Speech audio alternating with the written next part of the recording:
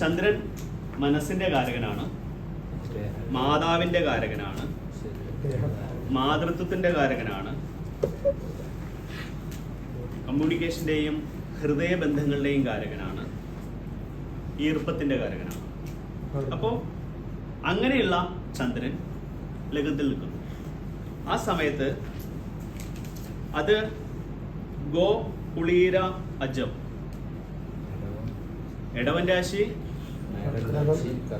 കർക്കിടകൻ രാശി, മേടൻ രാശി, ഈ 3 ലഗ്നങ്ങളിൽ ഈ മാതൃകാരകനും മനക്കാരകനുമായിരിക്കുന്ന ചന്ദ്രൻ നിന്നാൽ ആ വ്യക്തിക്ക്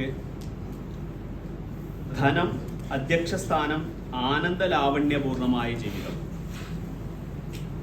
അപ്പോൾ ആ വ്യക്തി ഫൈനാൻഷ്യൽ ഗ്രോത്ത് ഉണ്ടാവും, ജീവിതത്തിൽ പവർ അയാളുടെ കൂടെ ഉണ്ടാവും, അധ്യക്ഷസ്ഥാനം, ആനന്ദ ലാവണ്യപൂർണമായ ജീവിതം ഉണ്ടാവും. അപ്പോൾ ഹാപ്പിനെസ്സോട് കൂടിയിട്ടുള്ള, ആരോഗ്യത്തോട് കൂടിയിട്ടുള്ള നല്ല ജീവിതം ഉണ്ടാവും.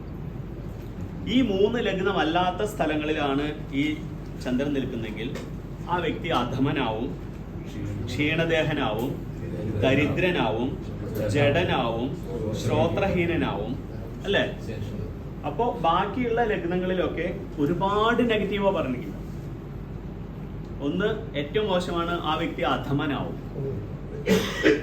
ഒരു ക്വാളിറ്റി ഉള്ള ഒരാള് ഏറ്റവും അധമനായി തീരും മറ്റ് രാശികളിൽ ചന്ദ്രൻ നിന്നാണ്.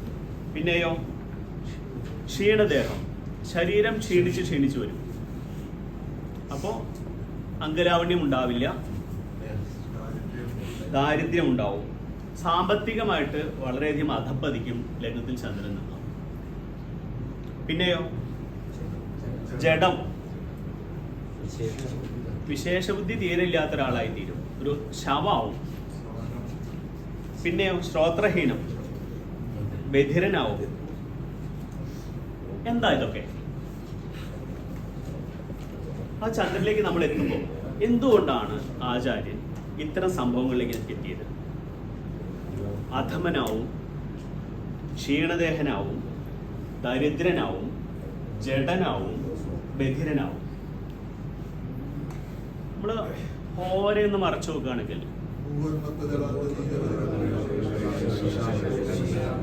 അല്ല, നമ്മള് ലഗ്നത്തിൽ നിൽക്കുന്ന ചന്ദ്രനെ വിവിധ ആചാര്യന്മാരുടെ ആറ്റിറ്റ്യൂഡിൽ പഠിക്കുകയാണെങ്കിൽ വളരെ കുറച്ച് നന്മ പറയുകയും വളരെ ഭീകരമായ നെഗറ്റീവ് പറയുകയും ചെയ്തിട്ടുണ്ട്.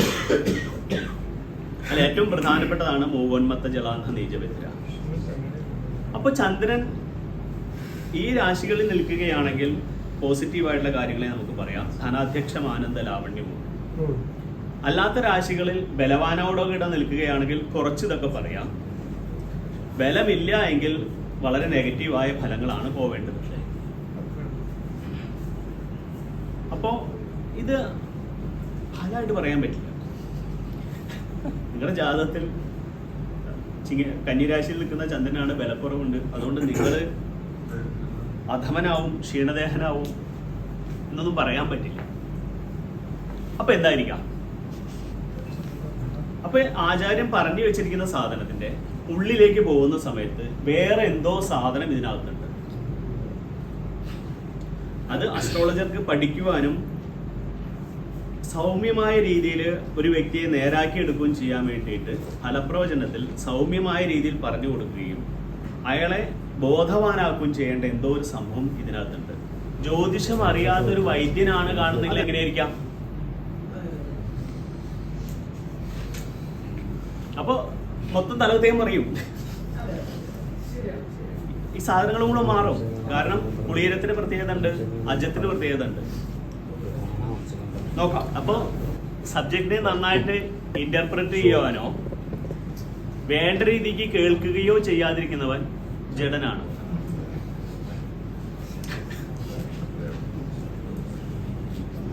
ഇത് ഇടവം, കർക്കിടകം, മേടം രാശികളിലാണെങ്കിൽ പ്രത്യേകതയുണ്ട് ആ ചന്ദ്രന്.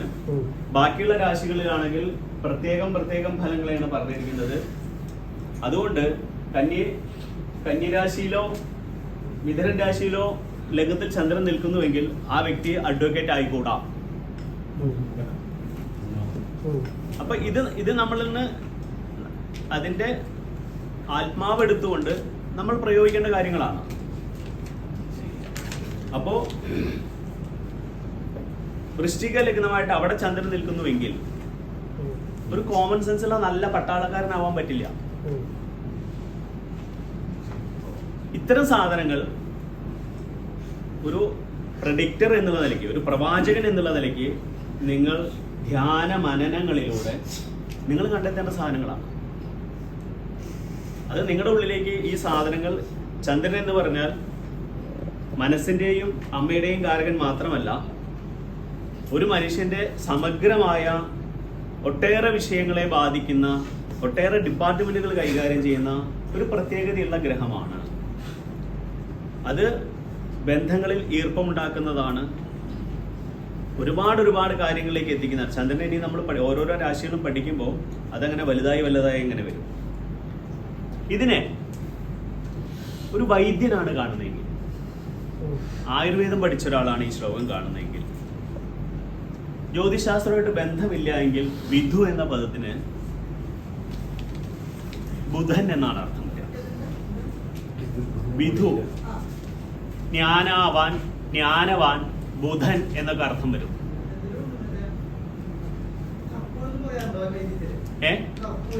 ആ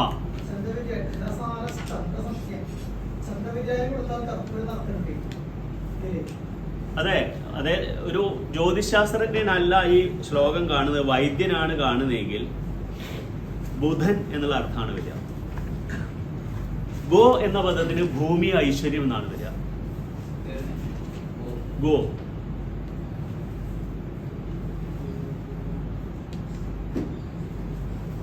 സബ്ജക്ട് തലകുത്തനെ ആവാൻ പോവുകയാണ്.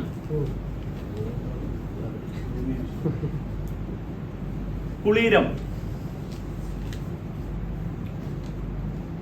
കുളീരം എന്ന് പറഞ്ഞാൽ ഞണ്ടാണ്. ചരക സംഹിതയില് കുളീരം പരമവൃഷ്യമാണ്. പരമവൃഷ്യം. യത്കിഞ്ചിൽ മധുരം സ്നിഗ്ധം ബ്രഹ്മണം ബലവർദ്ധനം. ബ്രഹ്മണം യത്കിഞ്ചിൽ മധുരം സ്നിഗ്ധം ഒരു വസ്തുവിന്റെ ഡെഫിനിഷനാണ്. ബ്രഹ്മണം ബലവർദ്ധനം. മനസോ ഹർഷണം യച്ച. മനസോ ഹർഷണം യതിച്ച തൽ സർവം വൃഷ്യമുച്യതേ. കുളീരം വൃഷ്യമാണ്, പരമവൃഷ്യമാണ്. അജം.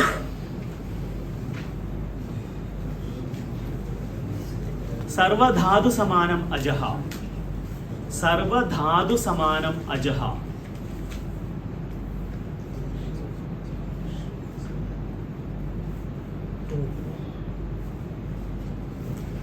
അപ്പോ അജഹ എന്താ? വപുസ്ഥം.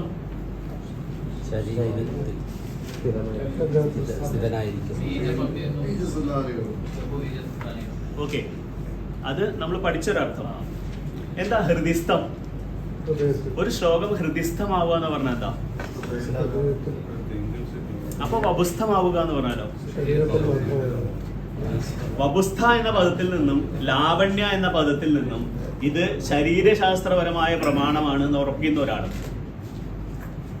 വപുസ്ഥ എന്ന പദവും ലാവണ്യ, ഇത് രണ്ടും അംഗപുഷ്ടിയെ കുറിച്ച് പറയുന്നതാണ്. അങ്ങനെയാണെങ്കിൽ ഏറ്റവും വൃശ്യമായ ഒന്ന്, ഒരു സാധനം സർവധാതു സമാനമാണ് അജം. മനുഷ്യ ശരീരത്തിൽ എവിടെ ക്ഷീണമുണ്ടോ ആട്ടിറച്ചി ആ ഭാഗങ്ങൾ ഉപയോഗിക്കുകയാണെങ്കിൽ ആ ശരീരം പുഷ്ടിപ്പെടും. സർവധാതു സമാനമാണ്. രക്തത്തിന് കുറവുണ്ടോ, മനുഷ്യ ശരീരം ക്ഷീണിക്കുന്നുവോ ആടിന്റെ ഇറച്ചി കൊണ്ടാണ് അതിനെ പരിഹരിക്കേണ്ടത്. അതിൽ വളരെ അപൂർവം പറഞ്ഞ വൃശ്യമായ സാധനത്തിൽപ്പെട്ടതാണ് കുളീരം. എന്തുകൊണ്ട് ജന്തുക്കളുടെ പേര് പറഞ്ഞു? ജന്തുക്കളുടെ പേര് പറയുകയും വപുസ്ഥ എന്ന പദ്ധതി പ്രയോഗിക്കുകയും ലാവണ്യ എന്ന പദം പ്രയോഗിക്കുകയും ചെയ്തതുകൊണ്ട് ഇത് കുളീരത്തെക്കുറിച്ചും അജത്തെക്കുറിച്ചും വിശേഷിപ്പിക്കുന്ന ആയുർവേദ ശ്ലോകമാണ് എന്ന് പറഞ്ഞാൽ, അത് വപുസ്ഥമാക്കിയിട്ടില്ല എങ്കിൽ ഉറപ്പായിട്ട് ആ വ്യക്തി അധമനാവും. ആ വ്യക്തി ക്ഷീണദേഹനാവും, ശരീരം ക്ഷീണിക്കും. ആ വ്യക്തി ദരിദ്രനാവും. ദരിദ്രൻ എന്താ? അസന്തുഷ്ടോ ദരിദ്ര, സന്തോഷമില്ലാത്തവനാവും, ജഡനാവും, ചെവി കേൾക്കാത്തവനാവും, ഓരോ ആംഗിളാണ്. എങ്ങനെയൊക്കെ എടുക്കാൻ പറ്റുമെന്നുള്ളതിനും എങ്ങനെയൊക്കെ ഇന്റർപ്രറ്റ് ചെയ്യാൻ പറ്റുമെന്നും നമ്മുടെ പാണ്ഡിത്യം എത്രയുണ്ട് എന്നുള്ളതിനും അനുസരിച്ച് ഈ സാധനങ്ങളെ മുഴുവൻ നമുക്ക് പീസാക്കി വേറെ വേറെ തലങ്ങളിലേക്ക് എത്തിക്കാൻ പറ്റും. എന്തുകൊണ്ട് വപുസ്ത എന്ന പദം പ്രയോഗിച്ചു? എന്തുകൊണ്ട് ലാവണ്യം എന്ന പദം പ്രയോഗിച്ചു? ഈ സാധനങ്ങളെല്ലാം ഇതിന്റെ ഉപയോഗമാണ്.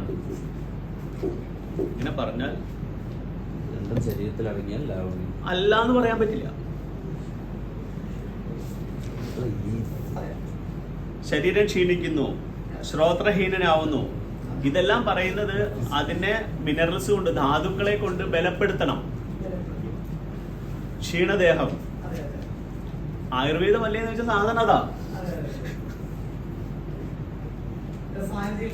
രസായന ചികിത്സയുടെ ഭാഗമായിട്ടാണ് സാധനങ്ങൾ മുഴുവൻ. അതിലേക്കുള്ളതാണ് വൃഷ്യം എന്നുള്ള പദങ്ങളും. രസായനത്തിലേക്ക് ഉപയോഗിക്കേണ്ട സാധനങ്ങളാണ് വൃഷ്യമായത്. വളരെ കുറച്ച് സാധനങ്ങളെ വൃഷ്യമുള്ളൂ. അതിലത്തെ പരമവൃഷ്യമാണ് കുളീരം, ഞണ്ടിന്റെ ഇറച്ചി.